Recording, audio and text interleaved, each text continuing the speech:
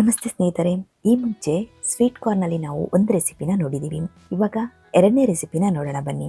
ನೀವೇನಾದ್ರೂ first time ನನ್ನ ವಿಡಿಯೋನ ನೋಡ್ತಿದ್ರೆ ಕೆಳಗಡೆ ಕಾಣಿಸ್ತಿರುವಂಥ ಸಬ್ಸ್ಕ್ರೈಬ್ ಬಟನ್ನ ಪ್ರೆಸ್ ಮಾಡಿ, ಹಾಗೆ ಪಕ್ಕದಲ್ಲಿರುವಂಥ ಬೆಲ್ ಐಕಾನ್ ಕೂಡ ಪ್ರೆಸ್ ಮಾಡಿ.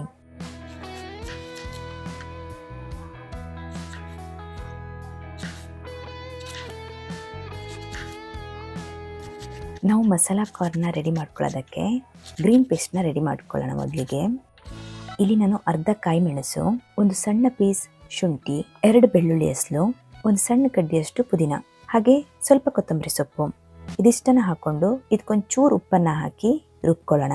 ನೋಡಿ, ಗ್ರೀನ್ ಪೇಸ್ಟ್ ರೆಡಿ ಆಗಿದೆ. ಇವಾಗ ಮಸಾಲಾ ಕಾರ್ನ ರೆಡಿ ಮಾಡೋದಕ್ಕೆ ಒಂದು ಪ್ಯಾನ್ಗೆ 1 ಸ್ಪೂನ್ ತುಪ್ಪನ ಹಾಕ್ಕೊಳ್ಳೋಣ. ತುಪ್ಪ ಬಿಸಿಯಾದ ತಕ್ಷಣ ಒಂದು ಸಣ್ಣಕ್ಕೆ ಹೆಚ್ಚಿದಂಥ ಈರುಳ್ಳಿನ ಹಾಕ್ಕೊಳ್ಳೋಣ.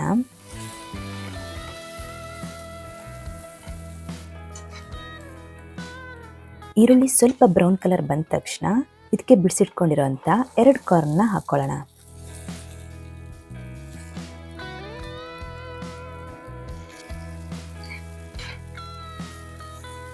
ಹಾಗೆ ಸ್ವಲ್ಪ ಉಪ್ಪನ್ನು ಹಾಕ್ಕೊಳ್ಳೋಣ.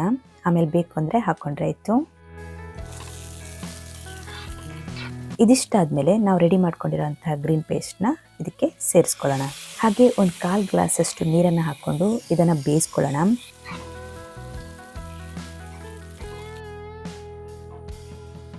ಇದು ಬೆಂದ ನಂತರ ಇದಕ್ಕೆ 1 ಸ್ಪೂನಷ್ಟು ಲೆಮನ್ ರಸನ ಹಾಕ್ಕೊಂಡು ಮಿಕ್ಸ್ ಮಾಡ್ಕೊಂಡ್ಬಿಟ್ರೆ ಮಸಾಲಾ ಕಾರ್ನ್ ರೆಡಿ.